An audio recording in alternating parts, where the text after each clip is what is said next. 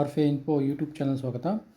ಈ ವಿಡಿಯೋದಲ್ಲಿ ರಾಜ್ಯ ಸರ್ಕಾರಿ ಪ್ರಾಥಮಿಕ ಶಾಲೆಗಳಲ್ಲಿ ಖಾಲಿ ಇರುವಂಥ ವಿವಿಧ ವೃಂದದ ಹುದ್ದೆಗಳ ಜಿಲ್ಲಾವಾರು ವಿವರ ಅಂತ ಕೊಟ್ಟಿದ್ದಾರೆ. ಅದು ದಿನಾಂಕ 3/1/2024ಕ್ಕೆ ಸಂಬಂಧಪಟ್ಟಂತೆ.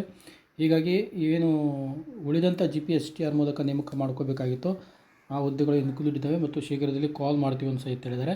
ಇಲ್ಲಿ ನೀವೇನು ಮಾಡಬೇಕಂತಂದರೆ ನಿಮ್ಮ ಜಿಲ್ಲೆಗೆ ಸಂಬಂಧಪಟ್ಟಂತೆ ಯಾವ್ಯಾವ ಹುದ್ದೆಗಳು ಖಾಲಿ ಇದ್ದಾವೆ ಅನ್ನೋದನ್ನು ನೀವು ಕ್ಲಿಯರಿಟಿ ಮಾಡಿಕೊಡ್ರಿ. ಟೋಟಲ್ ಕೊಟ್ಟಿದ್ದಾರೆ.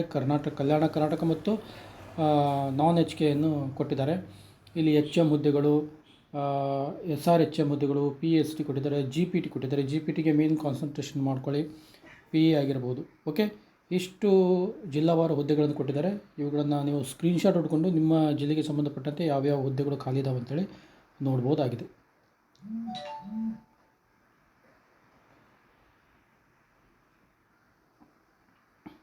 ಇದನ್ನು ಸ್ಕ್ರೀನ್ಶಾಟನ್ನು ಹೊಡ್ಕೊಂಡು ನೋಡಿ.